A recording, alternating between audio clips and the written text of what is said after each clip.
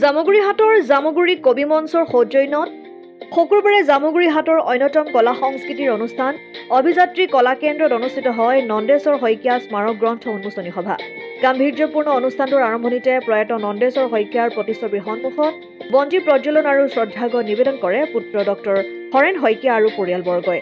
জামুগুৰি কবি মঞ্চৰ সভাপতি বিশিষ্ট কবি তথা অৱসৰী শিক্ষক তৰুণ বৰুৱাৰ সঞ্চালনাত অনুষ্ঠিত উক্ত গ্ৰন্থ উন্মোচনী সভাত স্মৃতিচাৰণ কৰি জামুগুৰি উচ্চতৰ মাধ্যমিক বিদ্যালয়ৰ প্ৰাক্তন অধ্যক্ষ হেমন্ত বৰা আৰু প্ৰয়াত নন্দেশ্বৰ শইকীয়াৰ বৰ্ণালী তথা সাহিত্য একাডেমীৰ যুৱ বঁটা বিজয়ী প্ৰাৰ্থনা শইকীয়াই তত্ত্বগধুৰ বক্তব্য আগবঢ়ায়। 1966 চনত প্ৰথম প্ৰকাশ পোৱা নন্দেশ্বৰ শইকীয়াৰ গণতন্ত্ৰ নামৰ মূল্যৱান গ্ৰন্থখনিৰ দ্বিতীয় প্ৰকাশনৰ শুভ উন্মোচন কৰা হয়। তেজপুৰ বিশ্ববিদ্যালয়ৰ অধ্যাপক ডক্টৰ চন্দন শৰ্মাই উন্মোচন কৰা গ্ৰন্থ উন্মোচনী সভাখনত উন্মোচকগৰাকীয়ে উন্মোচিত গ্ৰন্থখনৰ লগতে বিভিন্ন বিষয়ৰ ওপৰত মনোজ্ঞ বক্তব্য আগবঢ়ায়। জামুগুৰি অঞ্চলৰ ভালেকেইগৰাকী বিশিষ্ট লেখক, শিক্ষাবিদ তথা সমাজকৰ্মীয়ে অংশগ্ৰহণ কৰা অনুষ্ঠানটোত গ্ৰন্থখনে অসমীয়া সাহিত্যৰ ভঁৰাল চহকী কৰিব বুলি মন্তব্য কৰে।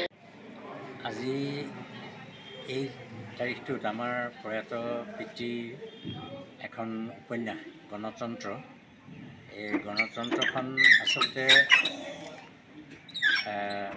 1966 চনত প্ৰথমবাৰ প্ৰকাশ হৈছিল।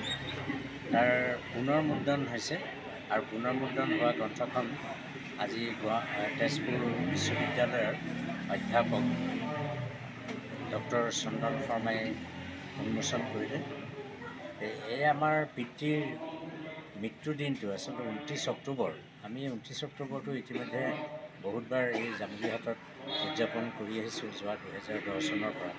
আমি যোৱা 29 তাৰিখে এই 29 অক্টোবৰতে কৰিবলগীয়া আছিলে, কিন্তু বিশেষ কাৰণত আমি সেইটো কৰিব নোৱাৰিলোঁ।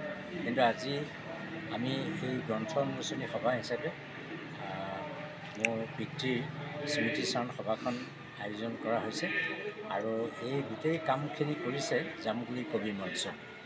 যে জামুগুৰি কবি মঞ্চই যোৱা কেইবাটাও বছৰ এনেধৰণে এই অনুষ্ঠানটো পাতি আহিছে। এই যিখন উপন্যাস, এই উপন্যাসখনৰ এটা বিশেষ তাৎপৰ্য আছে আৰু সেইখিনি কথা ইতিমধ্যে আমাৰ উন্মোচক ডাঙৰীয়াই কৈছে যে এইখন এখন সমাজৰ কাৰণে এখন গুৰুত্বপূৰ্ণ গ্ৰন্থ বুলি মই নিজে বিবেচনা কৰোঁ। এইখিনিকে কৈ মই ভাবিছোঁ যে আজি এই দিনটো এটা বিশেষ দিন, অসমীয়া সাহিত্য জগতৰ কাৰণেও এটা বিশেষ দিন। এইখন গ্ৰন্থখন আপোনাৰ দেউতাই নিজে লিখা? আৰু দেউতাই লিখা, আৰু এইখন 1966 চনত এবাৰ প্ৰকাশ হৈ গৈছে আৰু তেতিয়া গুৱাহাটীৰ অৰিয়েণ্টেল বুক কোম্পেনীয়ে এই গোটেই কিতাপখনৰ কাৰ্যব্যৱস্থাখিনি হাতত লৈছিলে। জামুগুৰি হাটৰ পৰা ৰাতুল হাজৰিকাৰ ৰিপৰ্ট, অসম আদিত্য। NKS হুণ্ডাইলৈ স্বাগতম। নৰ্থ ইষ্টৰ প্ৰথম GDSI 2.0 ফিচাৰ্ছ ডিলাৰ হৈছে NKS হুণ্ডাই। অত্যাধুনিক সা সুবিধাৰে তৈয়াৰী মষ্ট আপডেটেড হুণ্ডাই ডিলাৰ এতিয়া ডিব্ৰুগড়ত। আমাৰ NKS হুণ্ডাই ডিলাৰত open sales consulted room, customer ৰুমৰ লগতে পুৰণি গাড়ীৰ এক্সচেঞ্জ ফেচিলিটিও ৰখা হৈছে।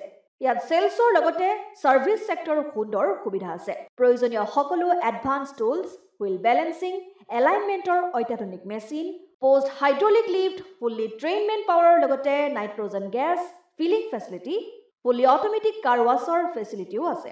লগতে NKS হুণ্ডাই ডিলাৰে কাষ্টমাৰসকলৰ সুবিধাৰ্থে মোবাইল ছাৰ্ভিচ ভেনৰো ব্যৱস্থা ৰাখিছে, য'ত হাইড্ৰলিক লিফ্ট, ৱাশ্বিং facility, wheel balancing, tyre pressure check কৰাৰ লগতে বহুখিনি সুবিধাই উপলব্ধ আছে। NKS হুণ্ডাইলৈ আহক আৰু সুবিধাসমূহ গ্ৰহণ কৰক।